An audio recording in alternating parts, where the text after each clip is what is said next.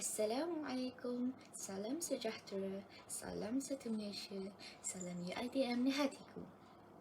Pada hari ini, saya dan rakan-rakan akan memperbentangkan kepada anda tentang sumbangan Tun Abdul Razak dalam memupuk perpaduan.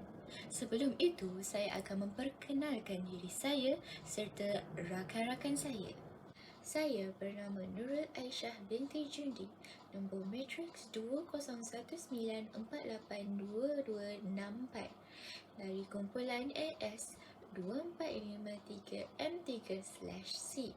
Saya Nurul Al-Fatihah binti Zamzam. Saya Mira Afika binti Raimi. Nama saya Nur Farzana Syafiqah binti Muhammad Faisal. Jadi, marilah kita terus dengan pembentangan ini. Sebelum kita terus ke sumbangan-sumbangannya, marilah kita bersama mengenali Tun Abdul Razak. Tun Abdul Razak atau nama sebenarnya Tun Haji Abdul Razak bin Datuk Hussein.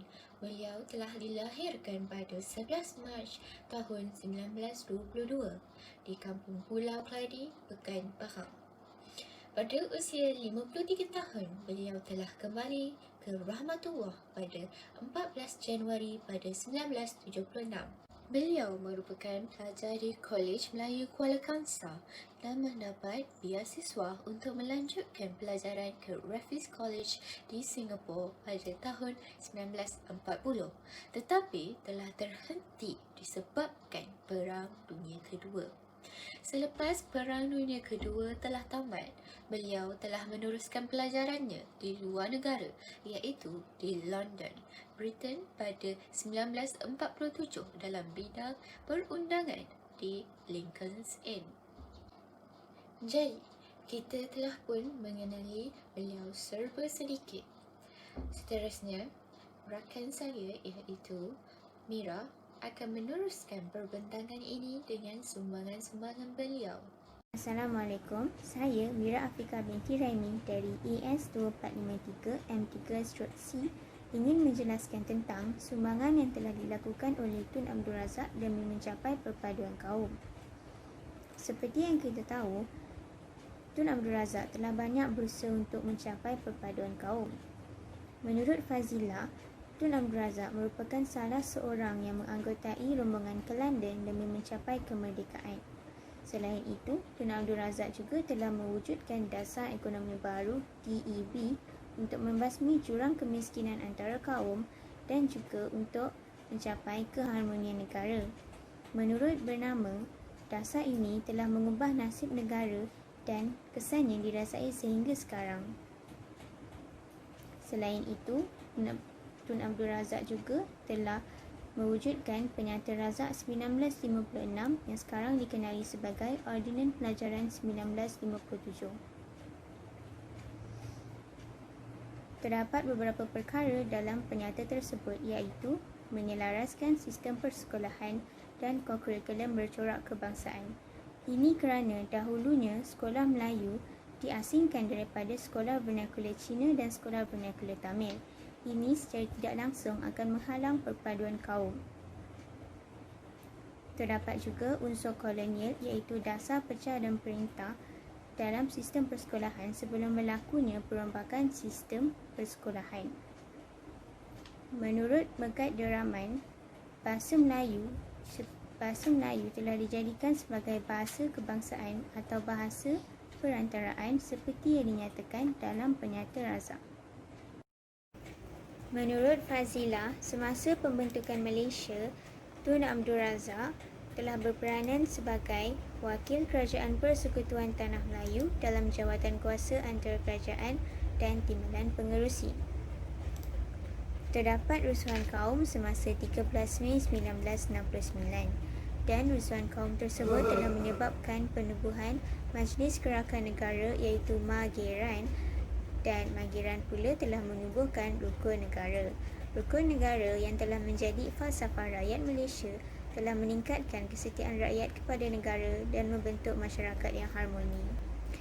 Tun Abdul Razak juga telah menubuhkan Jabatan Perpaduan Negara JPN dan Majlis Perundingan Negara.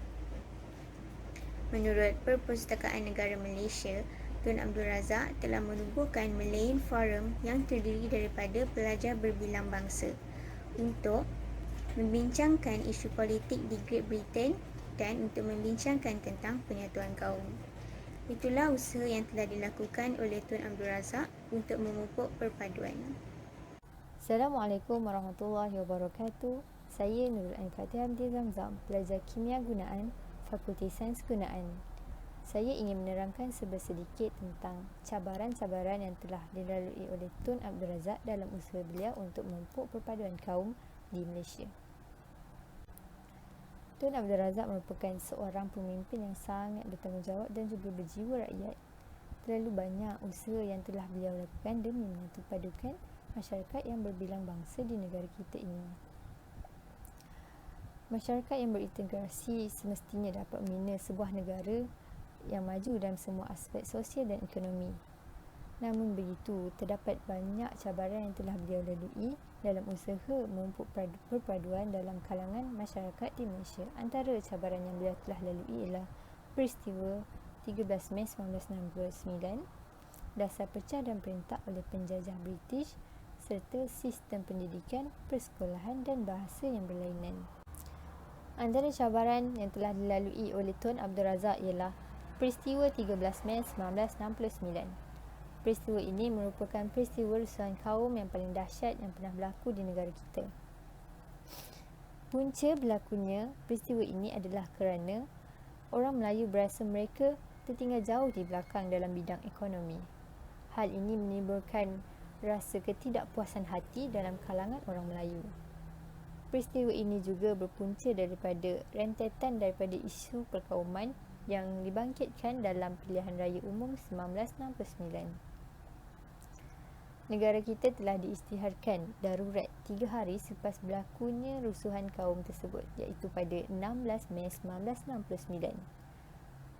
Pengisytiharan darurat telah menyebabkan Perlembagaan Persekutuan telah digantung. Apabila Perlembagaan Persekutuan telah digantung, sebuah majlis ditubuhkan, iaitu Majlis Gerakan Negara ataupun Mageran yang diketuai oleh Tun Abdul Razak.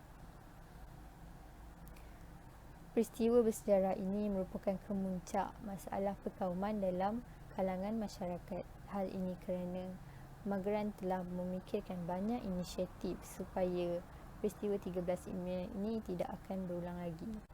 Selain itu, cabaran lain yang telah dilalui oleh Tun Abdul Razak ialah dasar pecah dan perentak oleh penjajah British.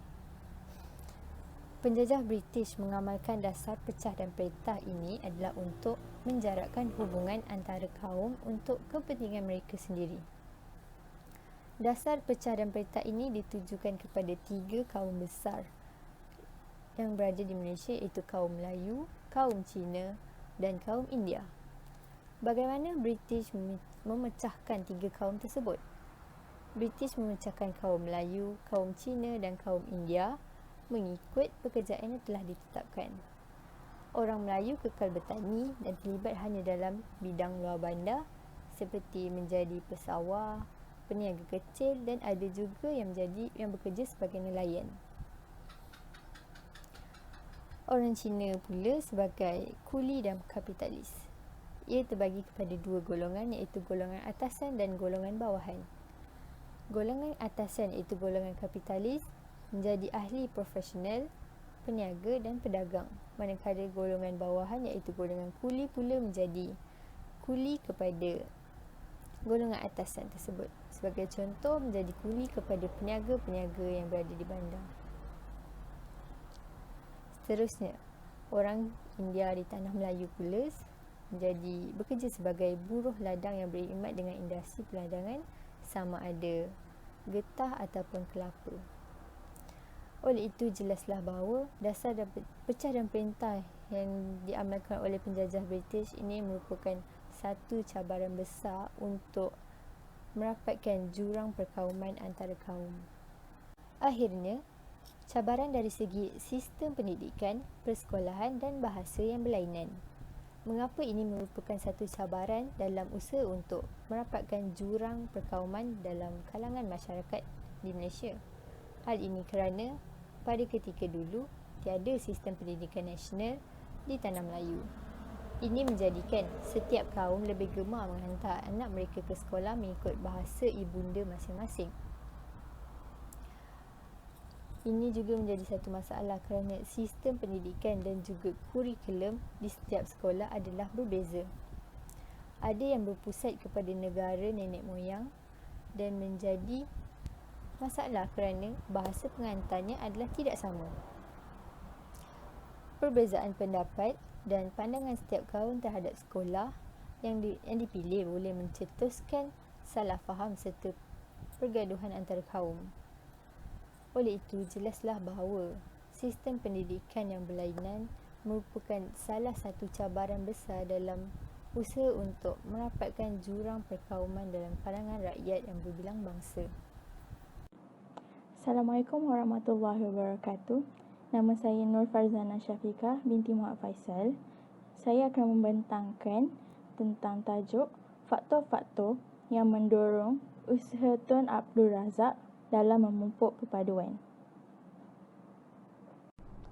Perpaduan antara kaum amatlah penting dalam sesebuah masyarakat. Disebabkan itu, Tun Abdul Razak mengambil inisiatif untuk memupuk perpaduan melalui sumbangan-sumbangannya. Perpaduan ini amatlah penting seperti mana Tun Dr. Mahathir Mohamad pernah berkata, manusia lemah sekalipun jika bersatu padu akan dapat menggoncang dunia. Demikianlah kesannya perpaduan. Di situ kita dapat lihat betapa kuatnya sesuatu perpaduan itu, kuatnya satu masyarakat itu jika adanya perpaduan. Faktor utama ialah masalah perpaduan kaum yang berlaku sehingga menyebabkan perbalahan. Seperti kita tahu, terdapat banyak peristiwa-peristiwa masalah perkauman yang berlaku dulu yang menyebabkan Tun Abdul Razak mengambil inisiatif untuk memupuk kembali perpaduan selepas kemerdekaan melalui sumbangan-sumbangannya. Masalah perpaduan kaum yang menjadi faktor yang mendorong Tun Abdul Razak dalam memupuk perpaduan. Yang pertama ialah peristiwa 13 Mei yang merupakan peristiwa perkauman yang paling dahsyat sehingga mengorbankan ratusan nyawa dan juga harta benda. Yang kedua ialah dasar pecah dan perintah. Dasar pecah dan perintah ini telah mewujudkan jurang antara kaum. Seterusnya ialah latar belakang pendidikan yang berbeza. Ketiadaan sistem pendidikan ini akan menyukarkan semangat perpaduan yang sukar dicapai. Jadi kita akan huraikan setiap faktor ini dalam slide yang seterusnya. Peristiwa 13 Mei. Antara faktor-faktor yang mendorong Tun Abdul Razak dalam memupuk perpaduan ialah peristiwa 13 Mei. Bibit-bibit perbalahan kaum ini bermula sejak sebelum merdeka lagi kerana pembentukan parti-parti politik dalam Malaysia berasaskan kaum. Jadi mereka perkauman tersebut sudah wujud dari awal dalam politik Malaysia. Keputusan Pilihan Raya Umum 10 Mei 1969 cukup mengejutkan semua pihak dan menyebabkan peristiwa 13 Mei berlaku. Tragedi ini mengakibatkan ratusan nyawa terkorban serta kerosakan harta benda yang cukup dahsyat. Ekoran dari kempen pilihan raya yang dilakukan oleh parti politik yang bertanding, mereka mengutarakan isu-isu sensitif seperti isu perkauman dan juga kemiskinan, dan isu-isu tersebut berjaya membangkitkan emosi rakyat pelbagai kaum dan berlakulah rusuhan. Jadi berdasarkan peristiwa ini, Tun Abdul Razak Husin berusaha menangani tragedi ini dengan mengambil kira kepentingan politik Melayu, perpaduan kaum dan juga keamanan Malaysia. Kerana isu perkauman ini sangat serius sehingga menyebabkan nyawa terkorban dan juga harta benda. Dasar pecah dan perintah. Disebabkan oleh dasar pecah dan perintah yang diamalkan oleh British telah menyebabkan berlakunya rusuhan etnik di tanah Melayu. Dasar yang mengamalkan konsep pecah dan perintah merupakan satu tindakan yang berkesan diamalkan oleh penjajah British menyebabkan wujudnya jurang antara kaum sama ada dari sudut ekonomi dan juga pola penempatan kaum. Contohnya, orang-orang Cina yang tinggal di bandar-bandar menjalankan perniagaan dan juga kawasan-kawasan lombong seperti Pelombongan, dan kaum Cina juga memiliki aset yang paling tinggi dalam ekonomi masyarakat Malaysia. Sementara orang-orang Melayu pula tinggal di luar bandar bekerja sebagai petani atau nelayan kecil. Manakala kaum India kebanyakannya pula sebagai buruh kasar kerajaan dan pekerja di ladang. British ni dia mengamalkan dasar pecah dan perintah ini bertujuan untuk menyekat ketiga-tiga kaum ini daripada bersatu padu, sebab mereka tahu mereka menyedari bahawa sekiranya kalau tiga kaum ini bersatu padu, mereka akan menjejaskan kepentingan dan sumber ekonomi mereka. Masyarakat Melayu juga terdiri daripada petani dan nelayan. Disebabkan itu mereka digelar miskin daripada orang Cina. Kesannya interaksi antara kaum hanya terbatas di pasar sahaja. Ini melahirkan perasaan prasangka antara kaum yang telah mengapi-apikan lagi sehingga tercetusnya sentimen 13 Mei 1969. Latar belakang pendidikan yang berbeza. Semasa dasar penjajahan British, tanah Melayu tidak mempunyai sistem pendidikan yang jelas.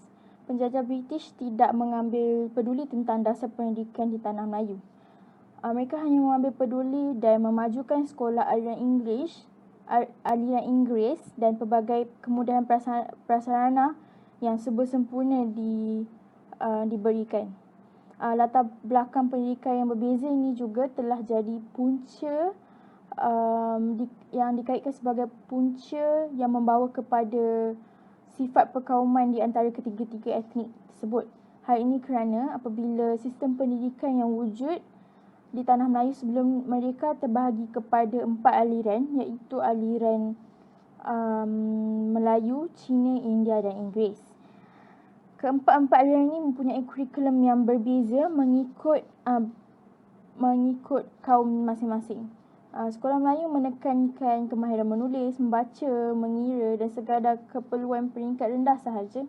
Manakala sekolah Cina dan India pula masing-masing mengiblatkan negara asal mereka.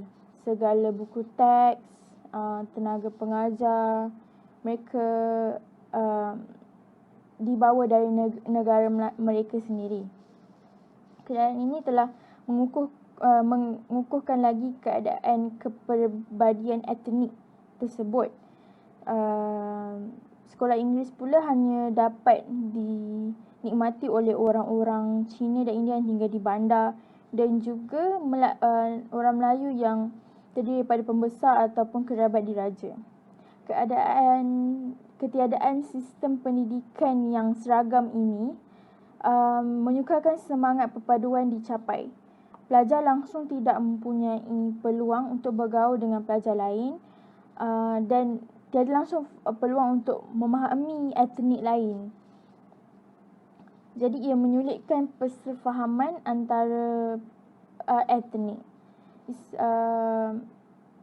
Keadaan ini juga menyebabkan sesetengah masyarakat dalam kaum yang berbeza ini memandang rendah terhadap kaum lain, sehingga berlakunya perselisihan faham, dan mereka juga seperti yang berlaku dalam 13 Mei, mereka memperlekehkan kaum lain dan mereka juga mengutarakan isu-isu perkauman di dalam manifesto semasa pilihan raya tersebut.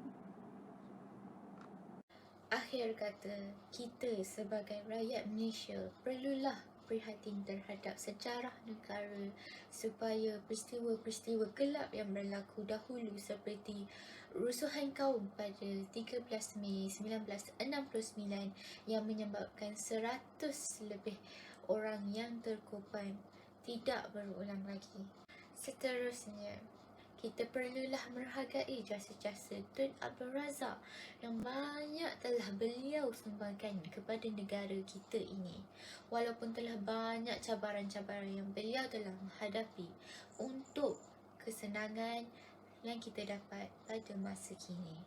Tanpa beliau, kita tidak akan bebas merdeka di negara sendiri. Justru, bagi petanda kita berterima kasih kepada beliau ialah dengan memupuk semangat perpaduan yang dalam diri sebagai masyarakat Malaysia yang berbilang gaul. Dengan ini, saya akan mengakhiri pembentangan ini dengan ayat 13 surah Al-Hujarat yang memperingatkan kita umat Islam supaya mengenali antara satu sama lain tanpa mengira jantina dan bangsa. يا أيها الناس إنا خلقناكم من ذكر وأنثى وجعلناكم شعوبا وقبائل لتعارفوا إن أكرمكم عند الله أتقاكم إن الله عليم خبير